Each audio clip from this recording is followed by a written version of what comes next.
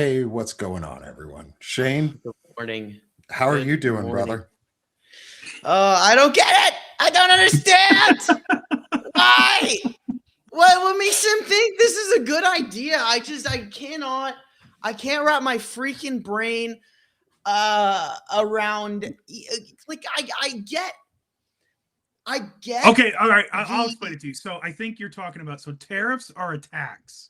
Okay, right? tariff I mean, I don't know if anything tax. else is going on in the news right now.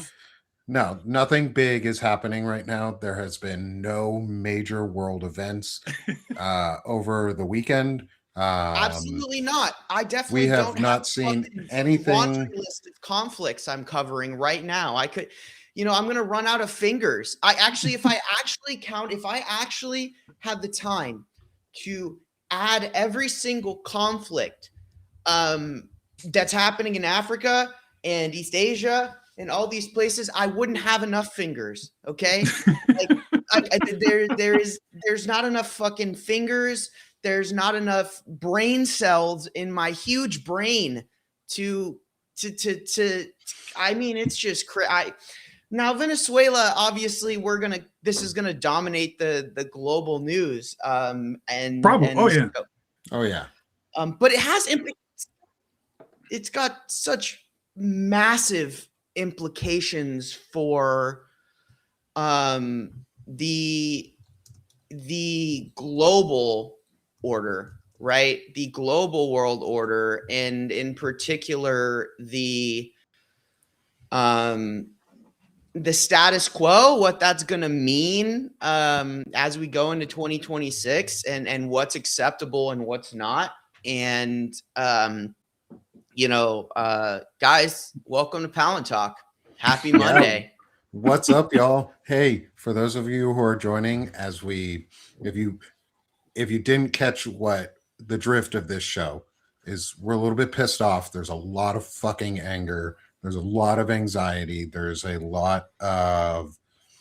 some big news this happened this fucking weekend because the U.S. kidnapped a world leader from another country, a sovereign nation. The U.S. kidnapped Nicolas Maduro, democratically elected president of Venezuela. And we're going to talk about it. We are hopefully still going to be joined by Arturo Dominguez. He is currently on right now on Blue Amp Media with Melissa Corrigan and Elizabeth Raven. So I would not be offended if you jumped off our show to go listen to them, because they're experts. Like, Elizabeth is in Venezuela. I'm going to be speaking with her later this afternoon. So please come and listen to that discussion, everybody, at 3 p.m. Eastern Time, 2 p.m. Central, noon Pacific. And hopefully I'll get Melissa on there as well. But right now this is Palantalk here on Banner and Backbone. I'm Nick Perro. I'm joined by my good friend and colleague Shane Urich of the Firebrand Project and Banner and Backbone and all of the things that are amazing and doing great investigative work right now. My brother Shane Urich. And then our first of our guests and our good friend Frederick Pogue of Missives from a Middle-Aged Man. We were originally going to be talking about generative AI in the military, but bigger news came up, and we are now going to be talking not just about Venezuela, but about the domination and dominion of Americas that the U.S. fascist regime and white Christo-fascists and techno-fascists want to use to take over the entire American hemisphere.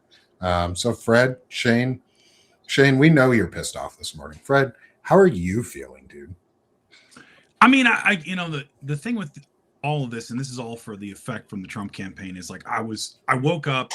I remember waking up Saturday, and I'd had DMs and text messages, and it's like we invaded Venezuela, and then I was like, okay, let me check. And I thought, is this some kind of crazy thing where we're doing CIA ops and something leaked? And then I was like, nope, we kidnapped President Maduro. And Fucking Yeah, kidnap and Maduro. state-run media. I'm sorry, corporate media in America and de facto state media is busily trying to convince us, well, he's a bad guy, so therefore it's justified. And you know, I studied sort of where this all started back in when I was doing my master's on China and what Taft called dollar diplomacy. Everything that we've kind of done overseas, the test bed that we've tried American imperialism, which is basically colonialism and fascism, has happened in South America. It's happened in Chile. It's happened in Nicaragua. It's happened in Guatemala. There's pretty much, there isn't a country in South America where American imperialism hasn't happened. And this is just sort of the latest thing we're doing. I mean, the thing to keep in mind is what the Trump regime and what the corporations, what they want is to go back to an earlier time, before civil rights, before FDR, right? Before all of this, to where they just had a free hand in whatever they wanted to do. Now, the scary thing for me is the Don Rowe Doctrine, right? I saw that the other day. I thought that was pretty good. The Don Rowe Doctrine, right? So yep. I think that's just to it's add like that to our your own version of the East India Trading Company. Pretty much. I mean, yeah. The British imperialism is Palantir and things like that, and the tech bros who want to take over Venezuela, or the wannabe takeover of Greenland, all of that stuff. Sorry, I got a text while I was mid-sentence, threw me off. But yeah, that's the whole. This is their agenda. It's the corporatization of. It's the corporate takeover, which is still imperialism, from America to other nations, and Chevron and companies like that are going to exploit the shit out of Venezuela. Well, I mean, the term banana republic. Before you go, Fred, I want to add one thing, because you were cooking, and then I want to let you cook. But I want to add a clarifying point here, because I want to be very clear that the statements and everything coming out is about, American money going into, Venezuela, and the, use of their oil infrastructure. And later, I want to talk about how realistic this is, but I want to save that for later in the episode, because that is something I've been looking at, internal situation, all that stuff. But what I do want to clarify is that, guys, this is a very real and tangible. This is the example of what it looks like when you have a corporatized military, when you privatize the military of the most powerful, currently the most powerful military on the planet. When you privatize it and you use it for corporate interests in our supply chain, presidency. This is a supply chain presidency. This is, what do the companies need, and how can the American government get it for them? And with that, I just kind of wanted to state that very explicitly before I pass it down to Pogue and let the man chef up, let him cook a little bit. I too just got a text, and it's too good I have to share it. A buddy of mine, it's a horrible joke, but I got to share it. He said, waiting for ICE to snatch Maduro at the courthouse and deport him back to Venezuela. Fuck. Boy, they would too. They would too. That's how fucking incompetent these people are. Is they would mistake him for somebody else, and they'd be like, "Oh yeah, you're free to go back to Venezuela," or whatever nonsense shit. Shit, we grabbed his body double. And the judge orders him back, and they say, "No, we're defying it. We're sending him back home to Venezuela. Him and his wife." God. The irony is that it could get fast tracked. A judge could at this point be like, "Hey, you've been doing this. This is how you want to do it. Well, he's not guilty. We're fast tracking him back home." As ironic as that would be the funniest and best outcome like that we could possibly think of is we kidnap him. A judge in America is like, this is fucking horse shit. And I then mean, his ruling is send him home. At this point, throw the we were they throw talking, out the case. That's yeah, it. why not? That's we it. were talking backstage, everyone, folks, like, and how I said, I'm in this, because Shane was like, hey, I don't understand. Like, there's this. Is like, we have to remove logic and reason for all of this, because and that's the terrifying part of all of this. I think, but I do think there is going to be one key difference between all the other things I mentioned before, is where it got soft sold to us, both during the Cold War and then subsequently on the global war on terror, it was for national security. So, we all the death squads we backed and all the horrible stuff we did and Iran Contra and all that stuff was sold as we got to stand against communism. We got to fight the communists. And then it became, we got to fight the terrorists. But narco-terrorism didn't really take hold in this. And so basically, either because Trump went off script, right? Because he's just too brain-addled to say, well, sir, you can't say, well, no, we're going for the oil. I just want the oil. So why can't we're doing it, folks. We're going for the oil. What we're faced with now is just naked imperialism, corporatized fascism. That's what it is. And we're getting ready to enter into a year where ACA subsidies are done. They're not going to do anything on the home front. And yet they're going to try to sell what is ultimately going to be a private war. Because if you think they're going to send American troops in and not shovel billions of dollars into XE, formerly Blackwater, and all these military contractors to go down there and do unlawful, ungodly things for corporate America, man, I got a bridge in Arizona. I got some oceanfront property in Arizona to sell you. Yeah. So hey, it's Arturo. As Fred finishes up, welcome Arturo Dominguez. It is so good to have you with us. It is so good to see you. I was watching you on Blue Ant Media while we were also doing this, and beforehand. So glad you and Elizabeth are talking about these events and everything that's going on in the world. It's good to have you, friend. How are you amidst everything? Yeah, good. Just kind of hanging in there, trying to keep up with everything. My head was spinning this weekend. Or is he in the? Yeah. Yeah. He's in the chat. He's not in the call though. He's not in the stream, is he? No, what? But I was. Is Arturo in the stream?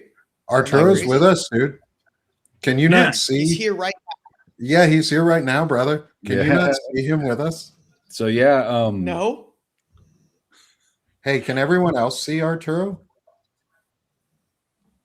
I can see him. I can see him. Yeah. Okay, I'm gonna refresh my page. I don't know. Shane has gone nuts and is losing it. That's because Shane doesn't see color. So. That's funny. Oh my god. But man, I was chasing grandkids this weekend, so I had planned to take off, and then all this stuff with Venezuela happens, and I'm like, of course, I'm not available to cover any of it. I'm going to ask you. There he is. What the hell? Shane's sitting here going, "What the fuck are you guys talking about?"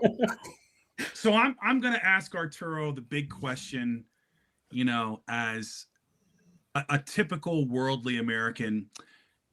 So Maduro's the bad guy, and the people in Venezuela are celebrating and welcoming us as liberators. Is that correct? Because that's what corporate media is telling me. Yeah, that I should expect.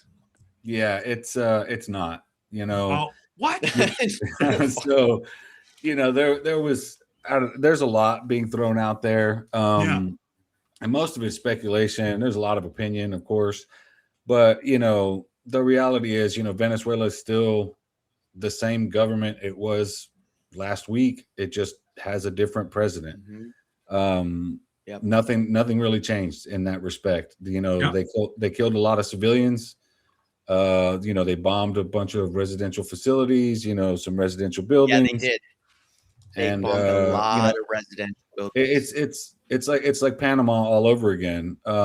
You know, except in Panama, when all was said and done, after getting Noriega, we killed like 3,000 or 4,000 people. The U.S. only reported 23, but on the Panamanian side, they reported thousands. And you know, talking to Elizabeth today, she's saying that you know the death toll's up to 80 something people. Yeah, that's what I saw too. Yeah, so that's crazy. Yeah, and I think it's interesting too. Go ahead. Did you guys see the video of theirs? You know, like when day of, right? You know, I'm certain did you guys see the video of it was, my guess is an Apache attack helicopter, and it's just firing off, you know, it probably fires off 8 or 9 rockets, right? So the majority of the time you've got a chopper like that, those things those aren't guided. That's not guided rockets. Basically, they line up the helicopter and they let it go. And the other thing, if you read Kane's, well, let's be specific about Apaches. Apaches have various weapon systems that some correct. Are it looked like those were unguided. Yeah, Hellfire rockets. If they're Hellfire missiles, they are point and shoot. So you put a laser on it, and that's where it's going to hit. So that one's pretty much. It was interesting. Yeah, if you listen to Kane, and I was reading his statement, he says towards the end, you know, based on 2 a.m. local time, Caracas, helicopters came under fire from Venezuelans and one was hit. Kane said there were multiple self-defense engagements as the force began to withdraw out of Venezuela.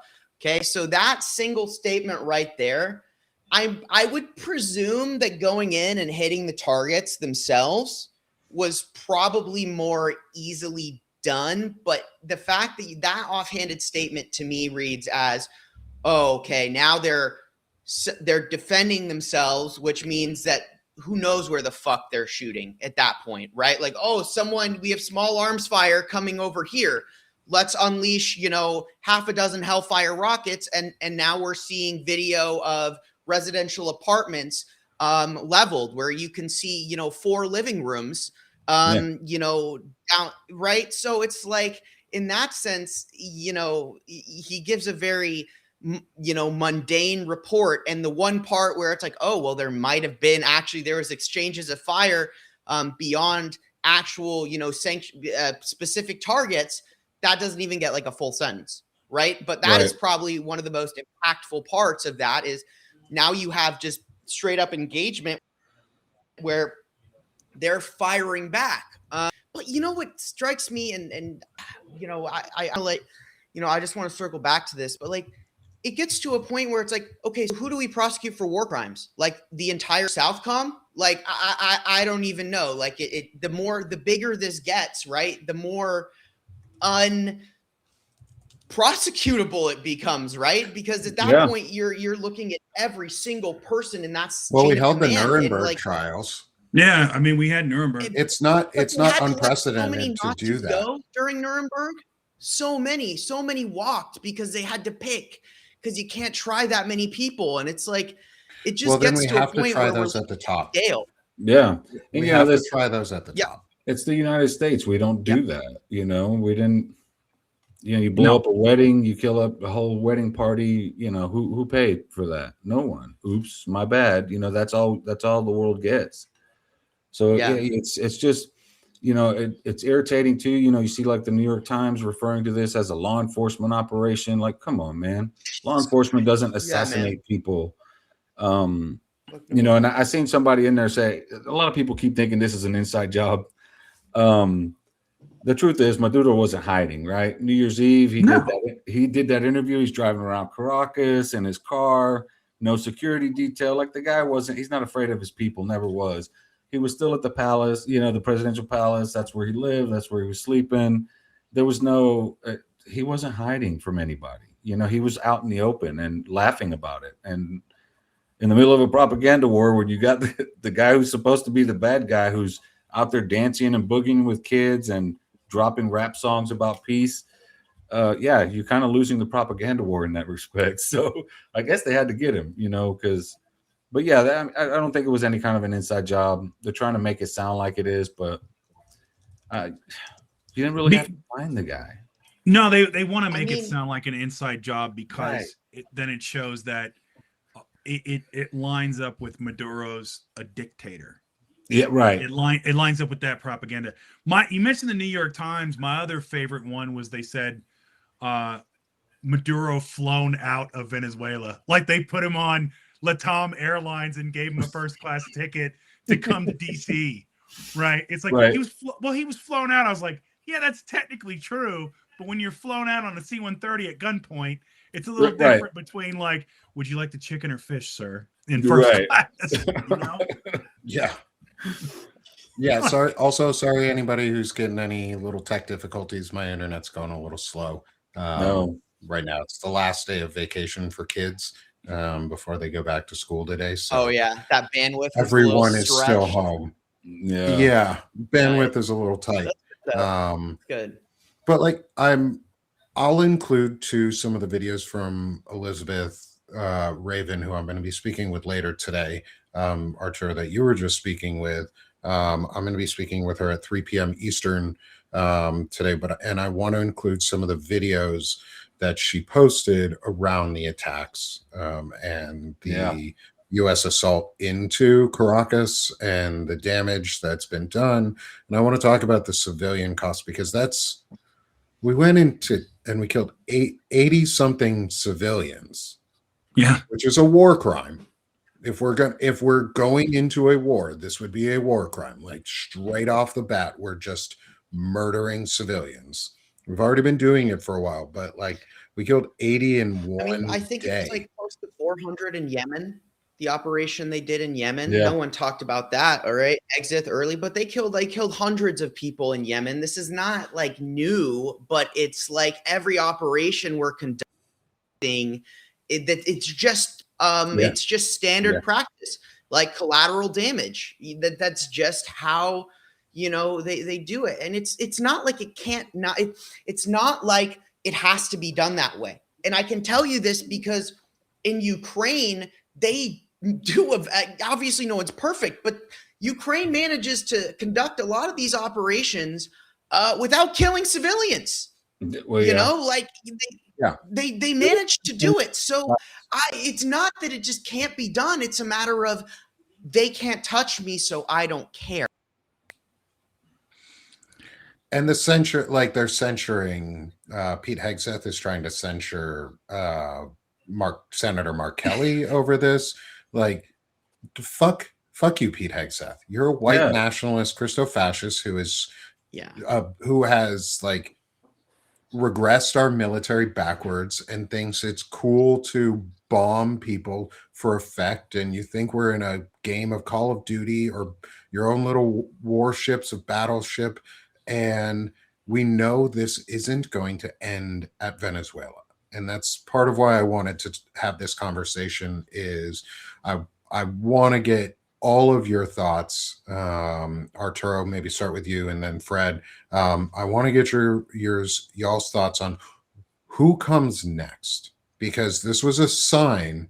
If this doesn't get stopped and if there's a no war powers resolution in the US and Congress does not actually start fucking doing something, you could have ended your vacation early to start this, but you're all lazy as shit. And if you don't, who comes next? Because Trump is being very obviously open about wanting Greenland. But right now, a lot of our assets are in the Caribbean and Eastern Pacific. And so Central and South America are very at risk at the moment. And I want y'all's thoughts on who do you think may come next? And what do you think, or what do you know about some of the Latin American countries on what they're doing to prepare for those types of events like Mexico or Ecuador or Panama or places like that? I think as far as who's next, and I really hate saying this because that's where my family is Cuba. They talk about Colombia, they talk about Mexico, they talk about a lot of different countries right now, but I think because of Marco Rubio and his hardliner stance and his hard on for Cuba, I think that that's going to be probably the next target. I say that though, because while also still looking at Venezuela, because like I said earlier, nothing changed in Venezuela. You have Delcy Rodriguez right there, who's hardcore Maduro supporter. She's already said Maduro issued his orders. We're going to stand by his orders. And if she doesn't bow to Trump, Trump's already threatened a second or maybe third attack. And I think that, as long as Venezuela is a thorn in Trump's side, he's going to have to confront that before he moves on to something else. Also, like in Mexico, they were about to have a legislative hearing to discuss a vote on allowing U.S. forces to train in Mexico with the Mexican military. And as of today, when I checked this morning, that hearing has been canceled, and there's no agenda for the vote as far as allowing U.S. troops to train in Mexico. So Probably Mexico, smart. right? Mexico's already pushing back. Colombia is sort of ready because we put some troops at their southern border. So their border is starting to become more militarized. The border between Guyana and Venezuela is militarized. There's a lot happening right now in and around Venezuela. So while I think Cuba's next, I don't think it's going to be immediate, because it would be tough to confront both countries at the same time, because Cuba, like Venezuela, they may not like their president, but they're not necessarily interested in overthrowing their government, starting civil war, further destabilizing things. They want reforms, things like that. And I think you're going to get a lot of pushback in Cuba, just like you're getting in Venezuela. Yeah, I think so. Yeah.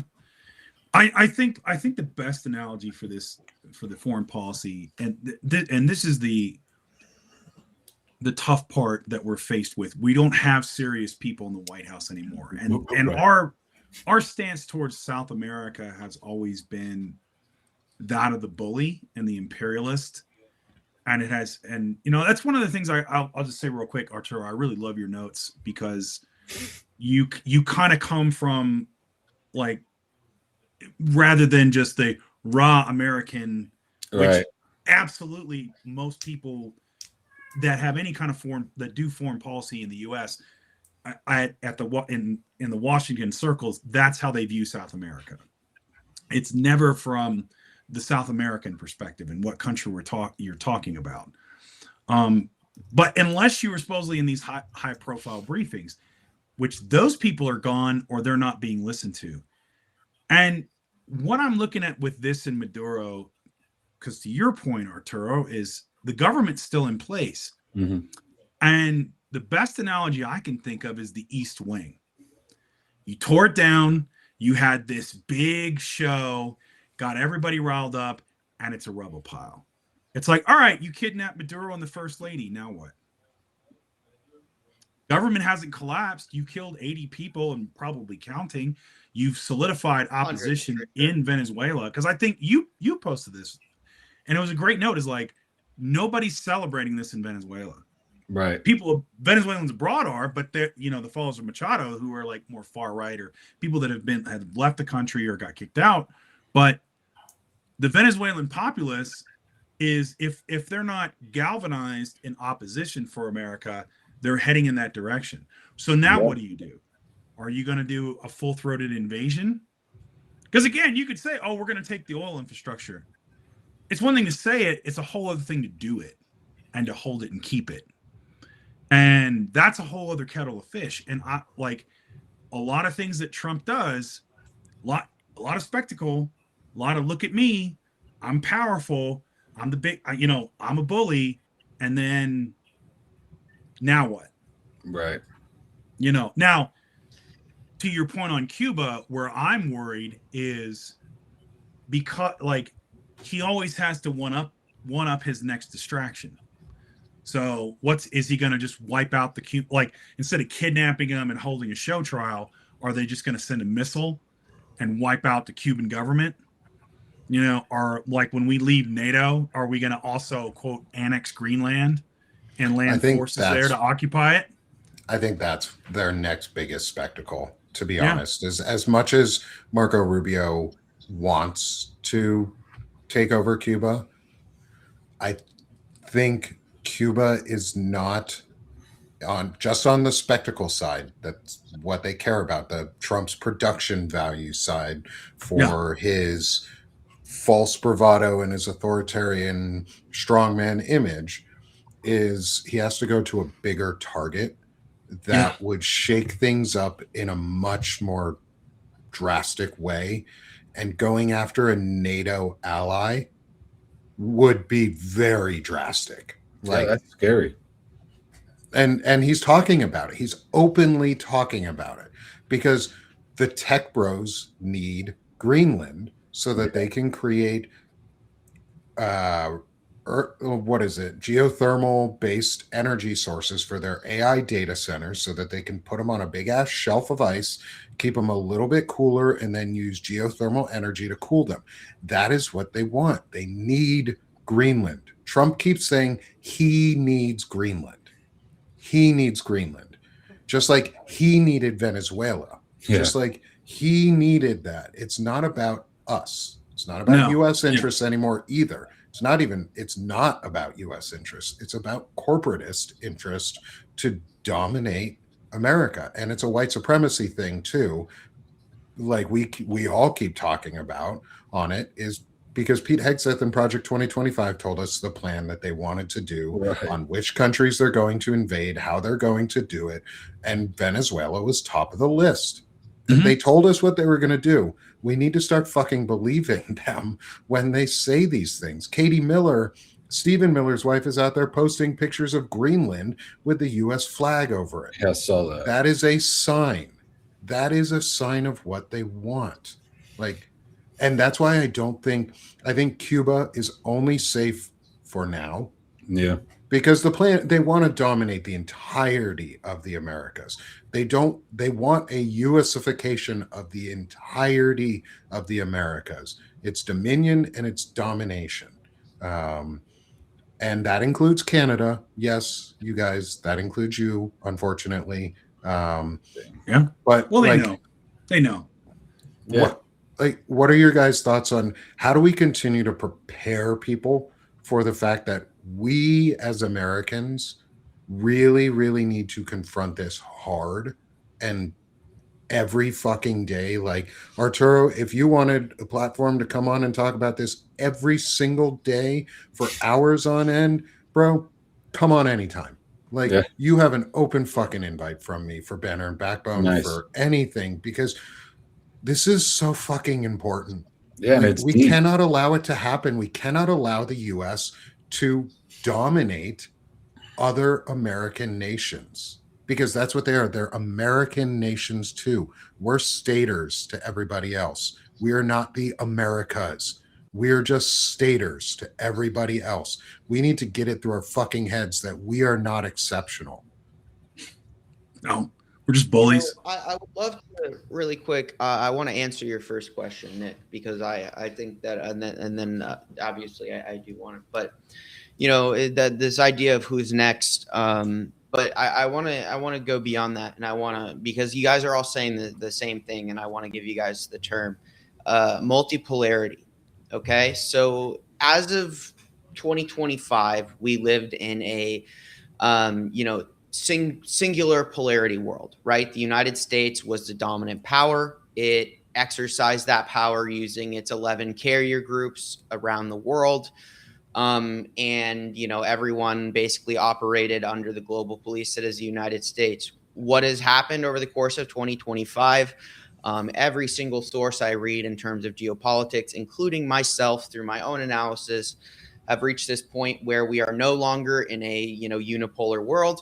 This is multipolar, and the United States has basically said, I don't want to deal with Europe. Europe can deal with Europe and Russia. Russia and China can do what they want. Okay. So, what happens in Taiwan with China now, basically the implications of the U.S. action in Venezuela are not just about the United States. It's about the global world order. It's about what is now acceptable. And what has been made acceptable is I cannot be more clear in when I say that 2026 will only get worse, dramatically worse, exponentially worse, because if the analogy of Pandora's box is now anybody who is, it's the rule of who is the strongest in the region based on how strong you are and your military capabilities, you can do whatever you want. All right. So, what's probably going to happen? Europe probably either, collapses under its own weight or it gets its shit together. We're not really going to see that until, the elections and we see whether the far right, fascist movements across Europe basically overturn the current democratic norms there. But, it's also this idea of transactional realism. Right? Like it's this idea that everything is now transactional. It's what is the benefit? I don't care about your sovereignty. I care about what I can get out of you.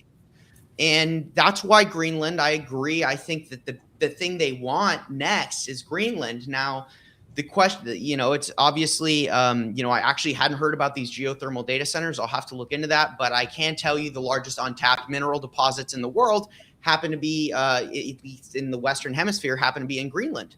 Mm-hmm. That's an absolute fact, untouched, right? So it's all there. If you're trying to compete and or build your own supply chain for these minerals, well, you need Greenland. That's why they need Greenland, because like you said, Nick, it's run by our government is run by these corporations, and it's what they want. It's what they need to basically actually keep doing what they need to do, because one of the interesting things here is, and why I think we'll also see kind of a fast movement from the U.S. is if they do take Greenland, one, I think we'll have some warning, okay, because they would have to move assets, right? Like you're not so big, you would see some form of buildup, okay?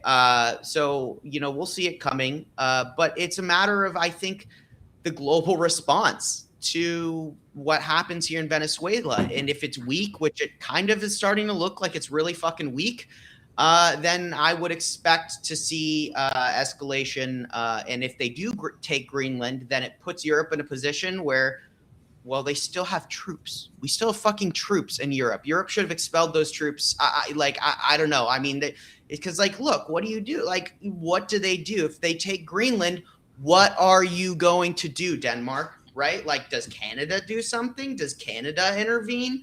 Like, it's Canada would kind of have to, because the U.S. has to fly over Canadian airspace to get into Greenland.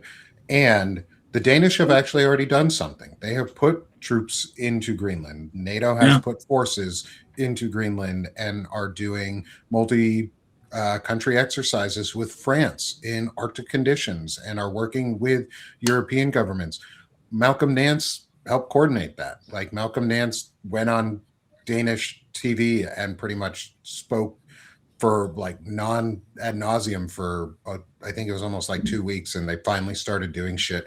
And all of his troop movement recommendations that he put out there for them to prepare in case of a U.S. attack, to be ready ahead of time to say, we're in place, please just don't fucking try this, is they listened. They listen. All of their troops have moved in. I think you're right. We would see a buildup, and we will see it coming. Mm-hmm. That said, we're already seeing it happen. Say then, based on that, I would say that Greenland is much less likely. Because again, what was Venezuela? It was low-hanging fruit. It was easy in the sense that there was no contest, like no one was contesting them in the region. They didn't have to fight for their logistics to place the aircraft where they want them.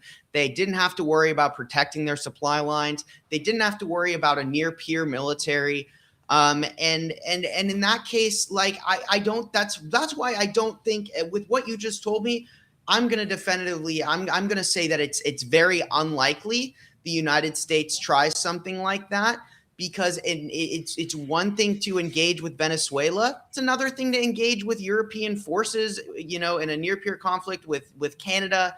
I don't, if there's troops there, I don't think they do it, because we have to consider that the United States is on a clock.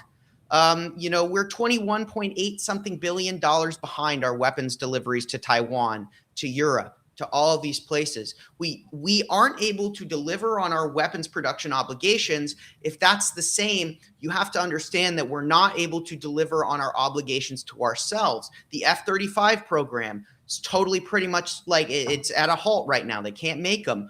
Our new submarines, it's at a standstill. They can't meet their quotas. We don't have any antimony, which we need for every single weapon that we use that needs an explosive charge. That's what I'm saying is that we're on a clock. So they're gonna pick what they can to maximize the resources they have, and they're gonna try and do it as fast as possible. It's why you're seeing a lot of, and that's where it gets complicated, because the illusion that the United States can make war forever is just that. It's an illusion, and the reality is that we are, it's like the gold coffers are draining, right? When you pay all your debts, you go down to your gold hoard, right? And there's only one stack left in the corner. That's kind of where the US is right now in terms of munitions and all of these things. And so there's also direct implication with Venezuela. This is a reaction towards China in the Cold War that we're in. China, again, gets lots of oil from Venezuela. Okay, so I want to say somewhere around 7%. China's heavily invested in. China's heavily invested in Venezuela as well. 160 billion, I think, was the number I saw last. So, in that regard, we have to look at the lens of how is this? What's the biggest conflict in the world right now? It's the Cold War between China and the United States. Okay, so understand that needs to be the lens through which we're looking at these actions, because trust me when I say the controls that went into place 4 days ago on Monday for silver and all of these and steel and all of these things that these oligarchs need for their data centers, America doesn't have a good answer. There is no good answer. Even the oil they're seizing, right? Like, Arturo can probably speak to this better than me, but from what I understand, it's like the ability for the Venezuelan, infrastructure to even make that oil at the rate that which they were, they used to be in the late 90s when they were at peak at 3.5 billion or million a day. That needs a ton of money and almost probably like a decade of rebuilding. So you're seeing actions made for like long-term results, but on a short-term scale. And I don't know. I feel like the long-term, the internal situation in Venezuela, the person who's in charge, oh my goodness, what's her name? I was just looking, Rodriguez or? You talking about Delcy Rodriguez, the president? Or? Yes, Delcy Rodriguez. She was the minister of oil. It's literally her job, right? So like, and they just asked for them to start pulling down production, tapering it down, deactivate wells, right? So for every well they stop, that's a well that they need to spend money to turn back on. So it's like investment versus is the regime basically going to say, well, you want to invade Venezuela, you want to put all this leverage on us, the Maduro government, what's their internal reaction versus what's the outward, the stated, I guess, intent, right? And it seems to me like, with what's going on internally is very differently positioned from what the narrative being postured is. And it's important we see if the U.S. can't even succeed in Venezuela. Looks like this was kind of a one-trick pony. So, we did it. We kidnapped Maduro. And now what? I think you're putting way too much intelligence into this. And it's I really do. And I'm not being flippant, man. I mean, I think it's okay. I think with Trump, we've lost any kind of coherent geopolitical strategy. Like, it's gone. And I think, I made a joke before you got on, Arturo. Like, a buddy of mine sent me a text. He said, I'm waiting for ICE to apprehend Maduro at his court hearing and then deport him back to Venezuela. That would be awesome, actually. Right. That's what we said. And it's kind of funny because there's a little bit of truth to that, because you have all these different oligarchs and they're not moving with one sort of unified, we're doing this for our power base, we're all together.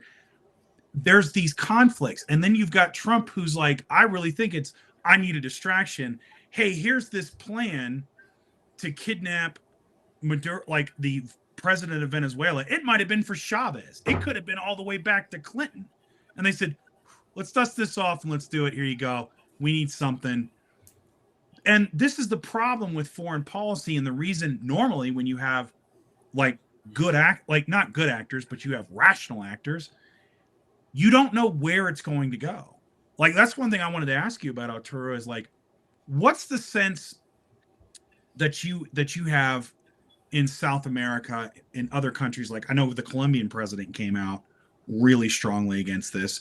There was already an economic forum where they were banding together in South America to have closer ties.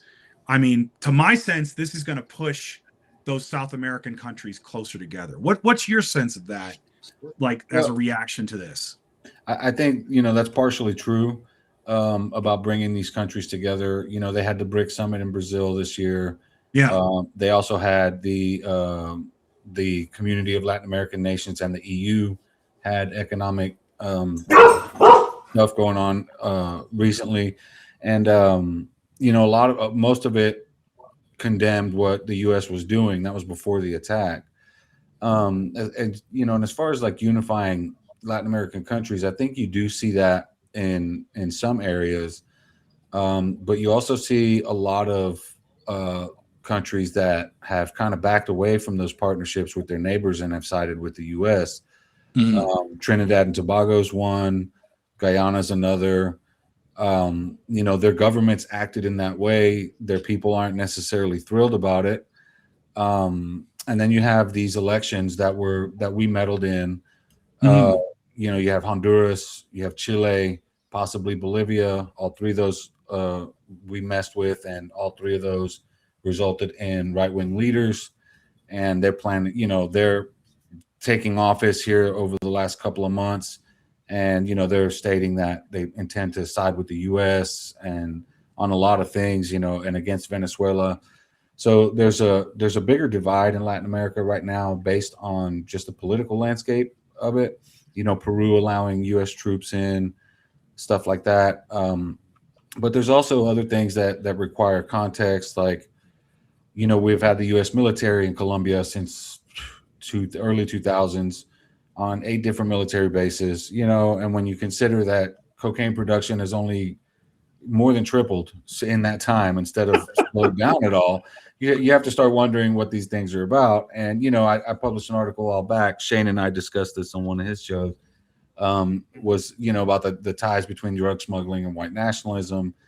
And, you see that, right? So you have, for example, Ecuador, where Daniel Noboa, the president there, has been linked to drug smuggling operations into Europe because, he has a monopoly on the banana industry, also a near monopoly on the shipping industry, and his bananas and his shipments keep getting caught with cocaine in them.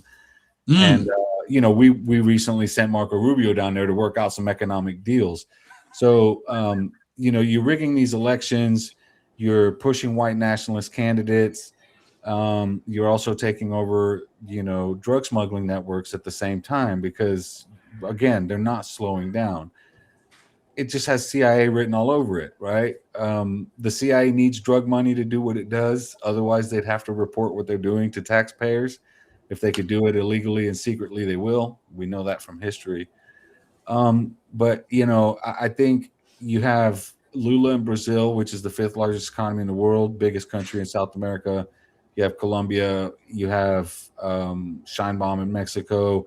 The biggest power players in Latin America are sort of coming together in a sense to try to push back on what the U.S. is trying to do. So far, has it worked? Not really, considering what we just did. But the statements coming out of Latin America have been pretty stern, have been pretty harsh. AMLO issued one, Scheinbaum issued one, Lula, same thing, and all of them are really, really harshly condemning what the United States did. What that means moving forward, I'm not so sure that matters to this White House. Just like legality doesn't matter, international law doesn't matter. The UN condemning what the U.S. doesn't matter. So, we're essentially we have a rogue White House that's doing whatever it wants. And I'm not so sure that a unified Latin America can really push back. Not in the current state. If you had every country together, maybe, but with half the continent split left and right, it's going to be tougher to do. Unfortunately. I think, and this goes to Shane's point with a lot of good knowledge that he dropped about what it costs to really push out the military that we're looking at to occupy these countries and to do this sort of imperialism. I mean, the most recent example would have been Iraq, right? It was, the mission accomplished banner. The war is going to pay for itself. And then estimates now between all the injuries and damage and everything are like anywhere from 3 to 6 trillion is what that war cost. I think this past month we just crossed 40 trillion in debt. And to Shane's point, we're not delivering on the material and the equipment to actually do this. And so my thing is it's one thing to sell this to a public whose lives are not really directly impacted. Like, you grew up during the Cold War, in Stranger Things land. It's like you had outlet malls, and there was the threat of nuclear annihilation, but it was sort of in the background, right? Dad's still working. You've got your middle class life. You've got this. And then there's the global war on terror, where Bush famously said, go out and buy something. We didn't need to sacrifice. Well, now you've got ACA subsidies that are going to go through the roof. I have a friend of mine who their copay for therapy went from 40 some dollars to now $210 per session. That's going to happen all over the US. Grocery prices are still going up, all this. And now we're going to be told to sacrifice even more for naked overseas adventurism and imperialism. And the problem with that in this country is we're not a country of, say, 20 million. We're a vast country of very different 330 million people. And we know what life was like before all this started to happen. I don't think people are going to be like, why are we going into Venezuela so all these countries can make all this money? No, dude, I want you to rebuild at home. We can't even rebuild at home. Why am I building in Venezuela? I think that's where the calculus starts to change. I think that's where it starts to shift. Is why are we going into Cuba? I don't want to go into Cuba. I want my grocery prices to come down. I want my healthcare to come down. Yeah. No, totally. Yeah. And so we had a good question in the chat. Oh, go ahead, Shane, and then I'll get to the question. Okay, yeah. I think your earlier comment, when you push back on me a little bit, I think that was fair. And so, but I do want to kind of make a clarification, because I think that while I said a lot of things, I think we have to be careful about running the risk of oversimplifying the things that are going on. Sure. Like with Trump, right?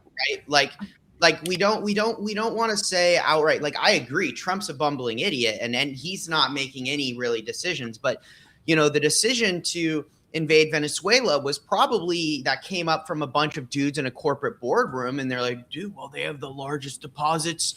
They got the most, oil deposits. So we want those because we can dominate the oil. Right. To your point. And so it just came out that Trump called oil executives before he informed the Gang of Eight. There you go. Right. So they told him, hey, we need this oil to win an energy. But what they didn't tell him is it's going to take 10 fucking years. He's not even going to be in office. He's not even going to be in office for the majority of these imperialistic plays that are being made. even if you want to go like everywhere you look, just to the AI data center infrastructure they're trying to build, it won't be done until he's gone. So if that doesn't tell you that they're not planning on fucking leaving, then I don't know what else to tell you, because, but in it's like the mistakes and the shell of this come from, like, this was not a short-term decision, right? Like, this is a long-term decision, and it's also being made by people who don't see the nuance, that are, you have people from the outside asking these other people to do things, and these decisions consistently are short-sighted. Like, and that's, I guess, like the stupid point is like, yes, they succeeded in getting Maduro. Will they succeed in actually getting any money out of this oil? No. In fact, it's going to be a black hole of money for probably a decade, if they can even do it, if Venezuela cooperates, if, you know, Rodriguez doesn't say, you know what, fuck you, I'm gonna make sure I shut down as many wells as possible before you're able to exert control over these things, right? It's like what they say in their backdoor meetings versus what, you know, the reality. What the you know, me and Arturo talked about this. The posture of Maduro the whole time has been that he wants to negotiate with the U.S. The entire time. She says the same thing when she comes into office, which means she's just maintaining the standard of what the diplomacy was under Maduro, and it doesn't go to say anything other than, you know, well, then why would Venezuela's posture change at all? Right? There's no guaranteed success, like, at all. It's all these one-trick pony. Like, good, you got him. Now what? Yeah. One of the things too is, you know, Trump and them in their press conference try to make it sound like they worked out these deals with Delcy Rodriguez to get oil companies back into Venezuela. Yeah. And what is funny is what you just mentioned, Shane, is that these are all deals Maduro offered years ago and has been on the table this whole time. And the only licenses ever granted to anyone were to Chevron. Biden granted Chevron license to pull oil out of there, and the Trump administration did too. So, you know, Chevron's doing business with Venezuela and has been for about 3 years. So, you know, they've had contract offers for ExxonMobil, for, you know, Texaco, for whoever. And the sad part is that these oil companies can't go to work in Venezuela unless the United States gives them license to. I don't know about you, but last time I checked, that's not freedom. If a country says, hey, come drill some of our oil, you know, share the profits with us, and your government says no, well, I'm not so sure you're free to do business. Right. You know, that's kind of, I don't know. This whole thing, it just doesn't make any sense. And it drives me nuts how people can't put this together. Up, right? It doesn't make any sense. Like, no, we're thinking of this it doesn't make sense. I go by Michael Cohen said the most profound thing about Trump, and this is where I always try to put myself when I start getting into this headspace. Trump doesn't think past 5 minutes. No, yeah, and he's great at capturing the news cycle, and you have to factor that in. Like, you know, so it's from a strategic standpoint, from a long-term strategy, from even like long-term is in like the year, right? This doesn't make any sense, but it does if you're trying to change the topic on the Epstein files and you're trying to capture the news cycle. It's like, hey, look, we kidnapped the president in big spectacular fashion and there's explosions. And, you know, he's telling to your point, Shane, he's telling the oil companies, yeah, you guys could go in. You could go in, just, you know, like back me in corporate media so I don't look like an asshole. Or whatever, yeah. And that's it. I mean, and we're sitting here scratching our heads going like, what? Why did we kidnap the president of Venezuela? Well, he's a bad dude. Okay, Putin's a bad dude. You know, so is Xi. Like, so is all these other people you tell me who are bad dudes. Why aren't we kidnapping them? Go get Putin. Right. Why the fuck are you capturing Maduro? Go kidnap Putin. Go kidnap Xi Jinping. We had him in Alaska. We could have got him right there. We had him in the U.S. He was even in the president's car at one point for 10 minutes by himself with just the president. We could have easily just driven off, and just brought him to a safe site and said, "Hey, man, you live here now forever." But we didn't forever. So we have a question. We've got we built you a cabin in the woods. You have a polar bear for a neighbor, and you get to ride a moose. Like all those pictures of you that you come out in your authoritarian bullshit, you get to live now by yourself on the Arctic Circle in a cabin in the woods. Good luck. The sun only comes out like twice a year. Good luck. But the reason we accept this crap, like, or it gets any traction at all besides the corporate media and, you know, a populace that's used to being propagandized, is the fact that, like, it's all the otherizing talk of immigrants, of people that speak Spanish or Portuguese or anybody from South America. Because then with the illegal immigrants and they're eating cats and dogs and all this crap, when we do something like this, there's not outrage. Because if we did this to, say, the Prime Minister of Denmark, there would absolutely be outrage, right? Yeah. There would 100% be outrage. But this is like, well, you know, they say he's a dictator and he's a bad guy. I guess he's a bad guy. I mean, he is from, you know, south of the border, so that's already half bad. Right? So, question in the chat for all of us is, because we want to be action focused on this too, is not just like what has happened, what we think is going to happen, views on like where we think things are going. Is question from Beth in the chat is, as an average American, what do you think people should be doing? What do we think average Americans should and can be doing right now to push back, actively stand up and stop this, or at least keep it front line on like what's going on, and or just how do we push back on this? I have my thoughts, but I want to hear y'all's first. Read writers like Arturo Dominguez. I mean, I'm not being flippant. I'm being serious. It's because corporate media is going to sell you the Yankee imperialism American version of what's happening. And you got to get the other side of it, because you would think like Maduro is this oppressive dictator, you know, whose the people's of Venezuela's heads are bowed and they live in this horrible country. And yet, to Arturo's point, he doesn't travel with a company of guards. You know, he goes out in public and he's with kids and he's with his people, right? Whether you agree with what he did in the election or not, or whether you agree with any of the stuff he's made, like he's not a hated tyrant. And you have to push against that narrative. You have to read other sources that give you a fuller picture, because you won't understand what we're doing if you swallow the line that's like, oh, we're there to bring democracy. We're not, though. And we never have really, and not in South America. It's always been the test bed for dollar diplomacy, which dollar diplomacy was the U.S. government under Taft, which they said, hey, when you make these loans to these countries, if they don't pay you, we will send in the U.S. military to back that up and seize assets. It started there. You know, Teddy Roosevelt, speak softly, carry a big stick. That was his policy in the Caribbean. Mm-hmm. The Caribbean and South America and Latin America has been the test bed for American imperialism, which started in 1898 after the Spanish-American War, when we got possessions in the Philippines and Puerto Rico,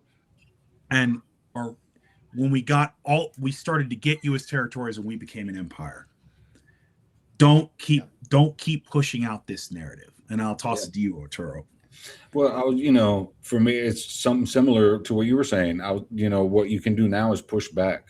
There's a lot of stuff that people throw out there about, for example, about Maduro, right? They'll say he's responsible for 20,000 people being killed since he's been in office. That's not necessarily true. He didn't order any killings. Extrajudicial killings happen here, right? We have cops that go over the line all the time. We don't blame our president for those.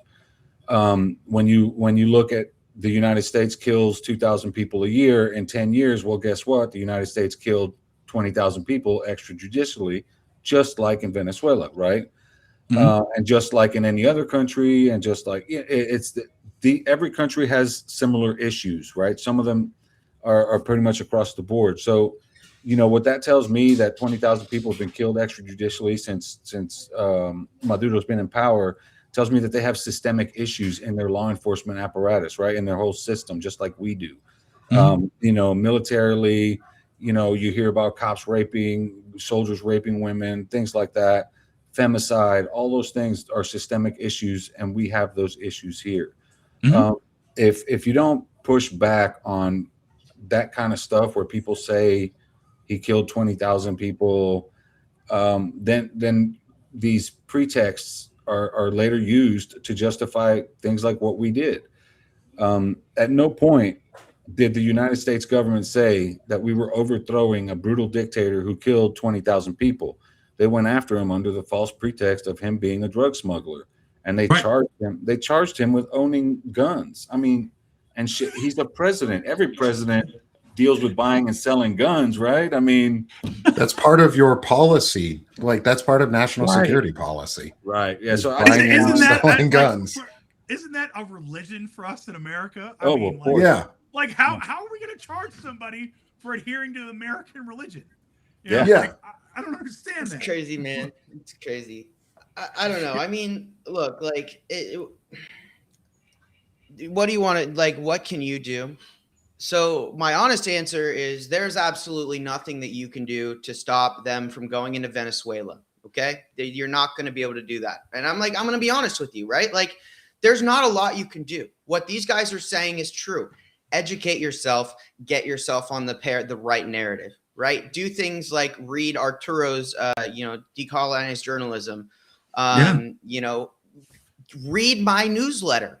I have revamped my Firebrand reports. I do a geopolitical newsletter. It's fucking awesome. Okay. Like, it's a hell of a read. You can watch the show.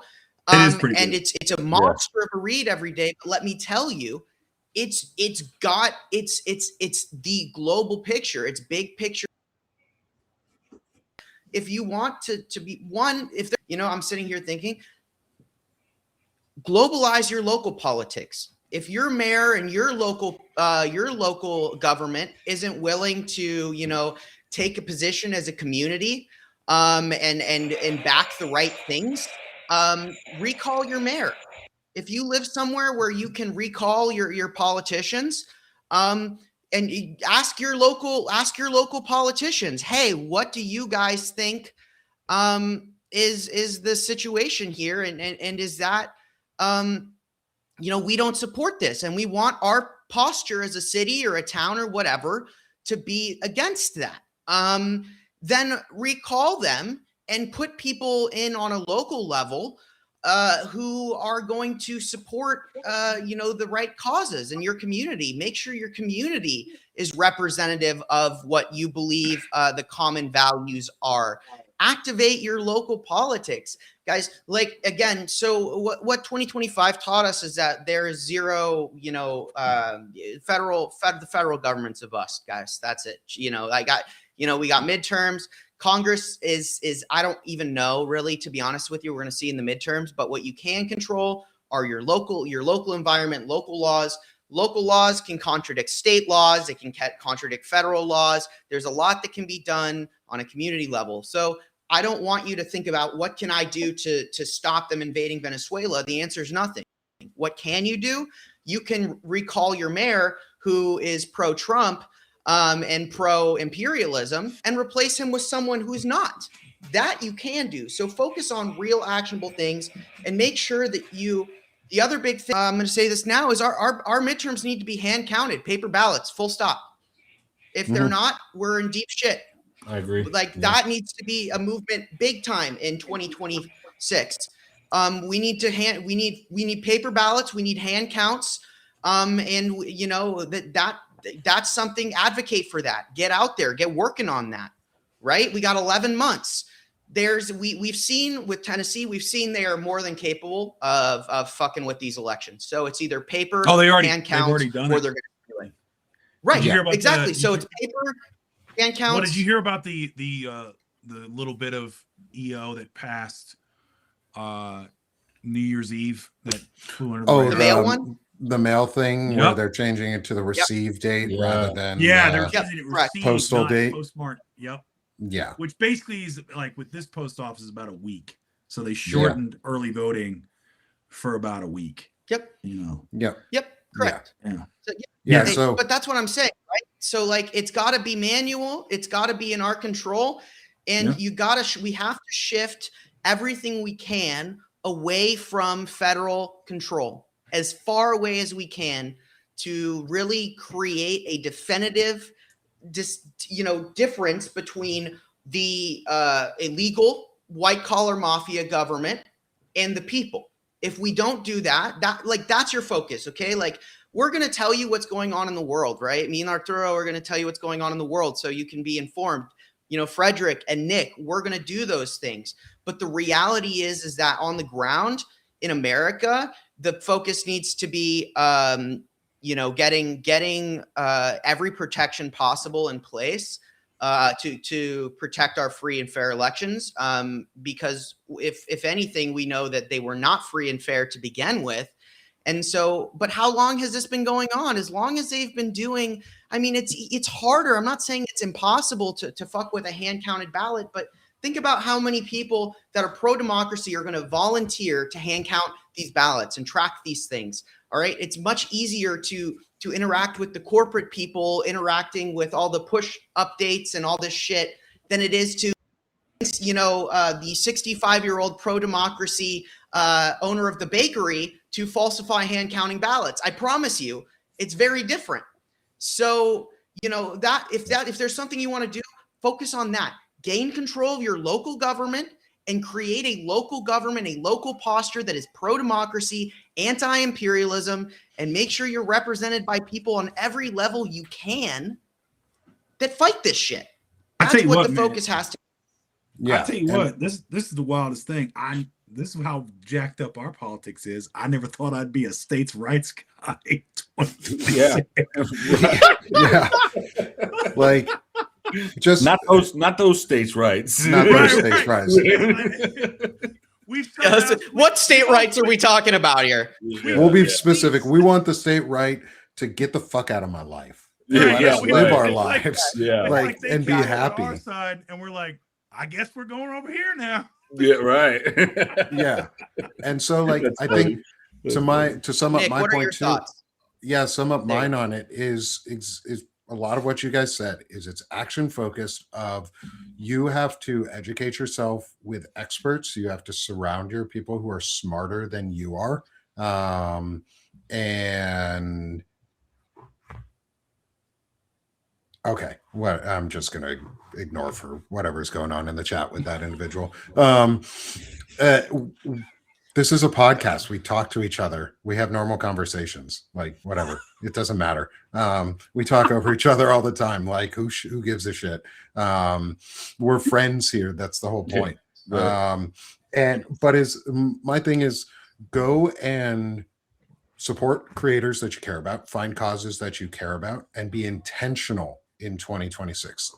2026 specifically right now, starting like my whole goal is intentionality. Like everything I'm doing is for a purpose this year on my shows, on getting creators on, who I'm inviting, what types of content I'm putting out there, why I'm doing content. Like Shane does incredible geopolitical content. Arturo does incredible deep dive content into Central and South America and minority, well, not even minority, but just politics outside of white people, and deconstructing supremacy. Yes, pretty much. Deconstructing white supremacy, I think, would be a better way to describe what some of the work that you're doing. And I'm trying to be very intentional myself, is how I approach it. Is I am in the thing that everyday Americans can do is deconstruct white supremacy at home and in your own personal lives, even your unconscious biases, and then policing your friends and family. Friends police each other when they say and do stupid shit. If you don't, you're not really that person's friend. You're their lackey, or you're their fucking hype man. Like, if you're a friend, you tell your friends when they do things that are wrong and disgusting. And if they support things like Donald Trump after the Epstein files release, we continue to talk about that. We can hold multiple things at the same time in our minds, and we can say, I can talk about geopolitics here with Shane and Fred and Arturo, and we can have an incredible discussion about what the US is trying to do to dominate the Americas. I can then go to my other platform, Sick of This Shit Publication, and I can intentionally create a space where I'm doing a series of interviews with men. Arturo, I was going to reach out to you around that, but I didn't want to confuse you with this show and then more shows too. So I'll reach out to you after too, because I want to get you on for an interview. I'm doing a series intentionally on intelligent masculinity and what it means to be a man who values people, who cares about dignity, who has an emotional intelligence level that's above zero, and who's reflective. And I've like Shane's going to be my second guest. He's coming on Thursday morning. I've got Sherrod Sweeney tomorrow in the afternoon. Like, I'm being very intentional about these things because we can't have shitty role models out there. We can't have people putting out bad information who are just giving you opinions that suck, that are wrong. Like, I'd rather have an hour-long discussion with Arturo and where I say maybe 5 things, but he can talk for almost an hour and talk really intelligently. And like, I didn't have to talk the whole time here. That wasn't what I wanted to do. I wanted to can too. I will 3 experts. Yeah, like, I've got 3 people who know geopolitics really well and who have studied it all in depth in various ways. And I can talk geopolitics, but I surround myself intentionally with people who are smarter than I am on other topics so that I can learn and grow, others can learn and grow, and we can become better about it. Like, so when you say, like, being that I'm a middle-aged white man American, when you say like horrible opinions, I take that personally because my masculinity is very fragile. So I feel like I'm being personally attacked, and I'm gonna go buy a MAGA hat now. Oh man. Oh yeah. So well, Fred, your invite is now canceled for Be a Man. You don't get all the fun questions, which include, what does it mean when I say insecure male, Fred? What is your biggest roadblock being an insecure male? You get that interview. You're gonna get the flip interview. Yeah, I'll ask you. So my preview for everyone. Your question is, what does it mean to be as swift as a coursing river to you? That is a question I'm going to be asking. First of all, I don't understand that analogy. I don't even know what the word analogy means, so I'm going to take that as disrespect. And are words insulting? Can you? Yes, they are. And secondly, somewhere it's feminism's fault. Like, that's what I'm going to go with. Feminism and immigrants. Somehow really good at this, yeah. What you're saying. God damn it! This is what happens. Well, what about we Obama? Can do this. What about Obama? What about what Obama did? Of things I don't understand, and things that I don't understand make me angry. Yes. Yes. I make mead, and that makes you angry because you don't understand how it's made. Your fragile heart. No. Poor baby. All I know is Jesus got in there somewhere, and he makes it work. That's all I know. He came in through the back door, went up to the 3rd floor. Stop it. Stop it. Stop it. As we derail ourselves, and we're going to close out our show because I have another interview here in about half an hour with Elizabeth Raven. So I want to give everyone here the opportunity to promote themselves, sell their work, where they can be found, because it's also about community building and how we can make each other's spaces more accessible, more visible for others. And so I'm going to, what the heck? That is not, there we go. It's going slow today. Things are going slow. Anyways, come join us at Banner and Backbone here on the network where we put it all together. I'm doing a lot of the production side and trying to get as many interviews and great shows and information out. Hopefully everybody has already subscribed. If you haven't, hit the Chiron in the top left-hand corner of your screen if you're on Substack, and subscribe to everyone who's here. And our intentionality through this year on Banner and Backbone is to get people to reclaim integrity, service, and ethics. And that's my intentional goal is in this year is reclaim integrity, service, and ethics. So do that. Come join us for free. Come become a paid subscriber, whatever. Doesn't matter. Either or, doesn't matter. As long as you join us and get the information out and help us grow so that we can have more of these discussions. And then Frederick Pogue, good sir. That's me. Missives from a Middle-Aged Man. I write about, I'm more of how culture shapes politics and why we think as Americans what we think.